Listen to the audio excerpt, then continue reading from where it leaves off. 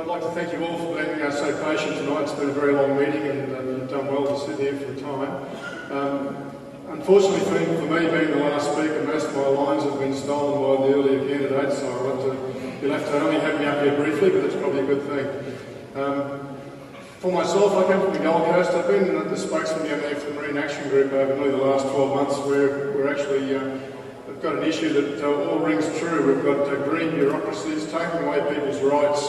Unfortunately, it's at the council level with some potential involvement of the state government. So for me to actually graduate on and now fight the same issues on a federal basis seems to be just a natural progression.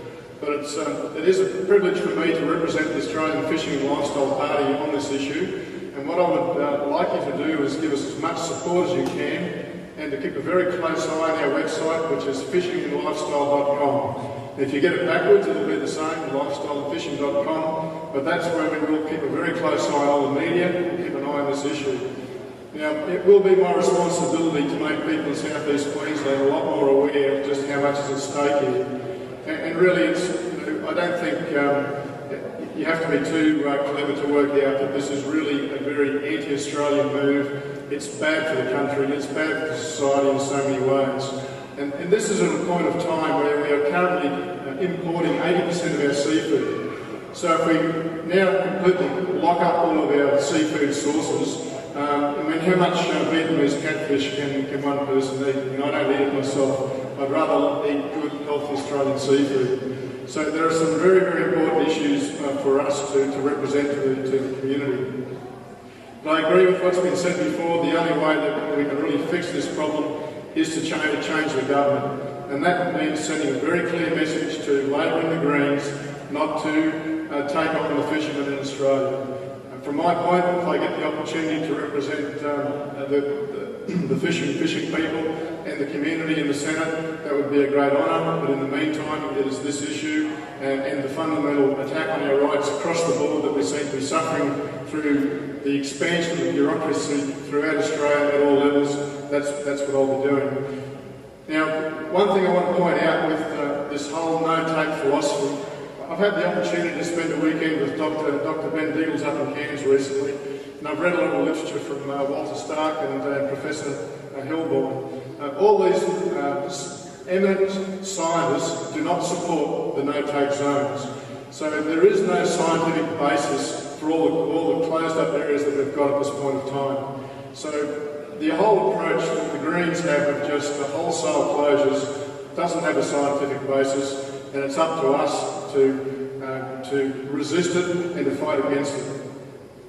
Now, there's a number of things that we would like you to do. We would like you to tell your friends. We would like you to sign the petition at the back of the room. We would like you to email those people in your address book. We'd like you to keep a very close eye on our website because we will constantly give you information. So, from my point of view, there's not a lot that I can add to all of the earlier speakers, only the fact that there is something that we can all do as individuals.